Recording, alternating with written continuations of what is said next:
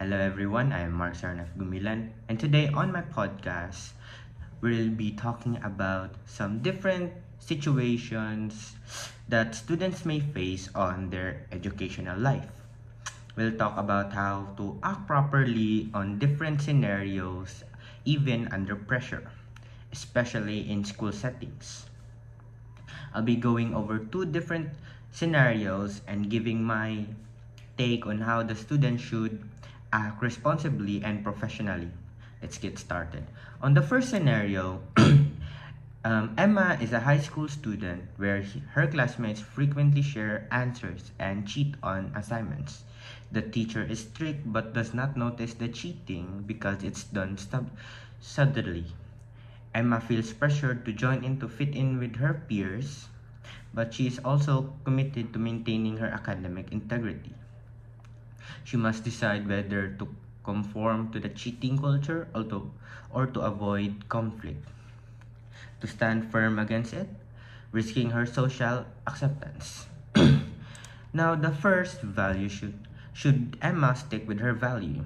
I think he should, considering that she wants academic integrity. That means being honest, fair, and responsible. When it comes to the schoolworks, cheating might seem like easy way out, but it can seriously affect her reputation, self-respect, and even her future opportunities. Being honest helps to build trust and shows that you are dependable, not just in school but later on in your career, and that will show opportunity to you. Now, number two. Should Emma conform to her peers' cheating practices or refuse to participate?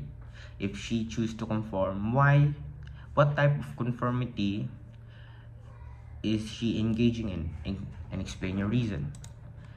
No, Emma shouldn't give in to it, even though it's an easy or maybe a more simpler or an easier way out.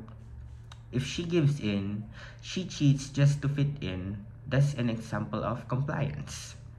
She'd be doing something just to avoid being left out, not because she believes it's right. She's not really changing what she believes, just following the crowd and to avoid attention. That can hurt her in the long run. It's not really socializing, but only trying to fit in even if it's not something that you do. It's not part of your morals or your principles. So no, she shouldn't. Now, three, if Emma decides to conform by participating in cheating, is it due to a desire for acceptance, a genuine belief that cheating is justified, or a need to fit into the group's norms? Provide detail to support your answer. Na, ano, now let's wait. The best way for Emma to handle this is by using a collaborative approach. That means she should try to talk things out with her classmate in a calm manner and a respectful way. No fast or reckless approach. Maybe she can suggest studying together instead of cheating. And in this way, it's also a form of socializing because you are trying to in studying together you may learn different things about your classmates that can help you understand them better and can also maybe help them. And if she just continues how should I say this, condones into cheating, she wouldn't really socialize to others, just accepting that cheating is a norm in their school. If that's too hard, a compromise could work. Something like helping them understand the lesson instead of just giving answers. Avoiding the issue won't help much, and just agreeing with them won't feel right either. Now, For the scenario 2, Alex is assigned to a group project where the group members expect him to take on more than his fair share of work. The group is tight-knit and values teamwork, but Alex prefers working independently. Oh wait, no. Number 4. The question for first. What conflict management style, accommodation, competition, collaboration, avoiding conflict would be the most appropriate for then yes, I already answered. So scenario 2, Alex is assigned to a group project where the group members expect him to take on more than his fair share of work. The group is tight-knitted and values teamwork, but Alex prefers working independently and feels overwhelmed by the extra responsibilities. He must decide whether to conform to the group's expectation by increasing his contribution or to assert his own preference, which might lead to conflict with his teammates. Discussion question 1. What technical standard should Alex consider in this situation? Discuss the importance of fairness and equitable contribution in group works and how balancing personal preference with team and expectation impacts group dynamic. The key value here is fairness. Yes, in any team activity, everyone should have an equal contribution to their part, or at least a contribution to it, considering it's a group project and one person can never be a group. If one person is doing more than the others, it's not just unfair, it can lead to stress and frustration. It is important to find balance between what Alex prefers and what the group expect to the project stays productive and respectful. Now for the discussion 2, should Alex conform to group's expectation by increasing his contribution, or should he assert his preference for less responsibility? If he chooses to conform, what type of conforming is this? If Alex decides to go along with it, he might be acting out of compliance, meaning he's doing extra work just to avoid drama. If he truly believes in teamwork and thinks it's right thing to do, that's internalization.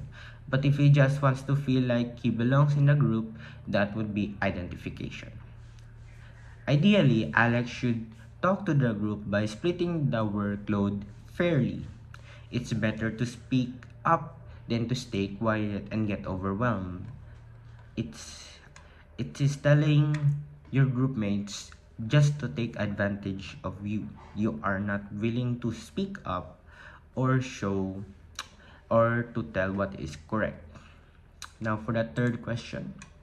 If Alex decides to conform by taking on more work, is it because he wants to gain acceptance for his team, genuinely believes in the value of teamwork, or he wants to align with the team's norms?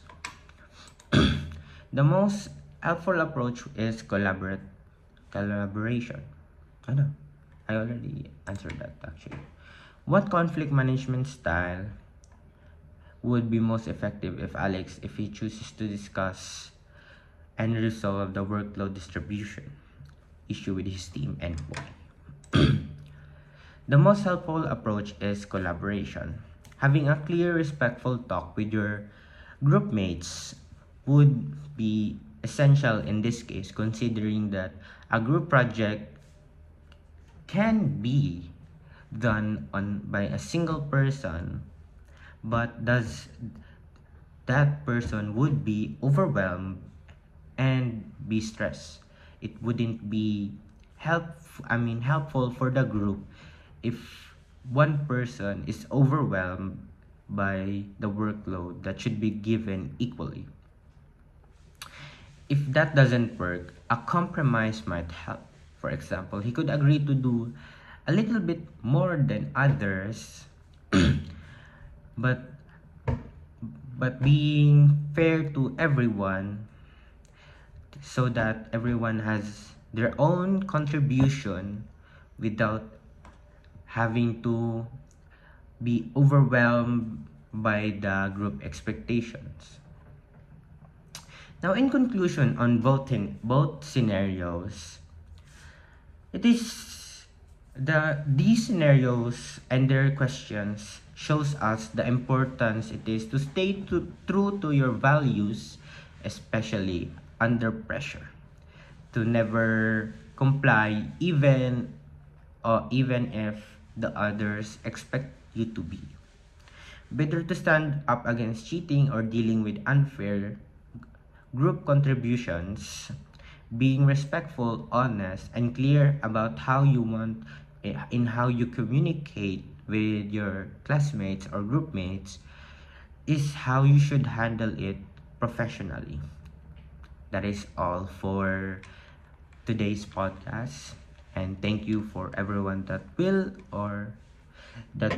listen to this. Thank you.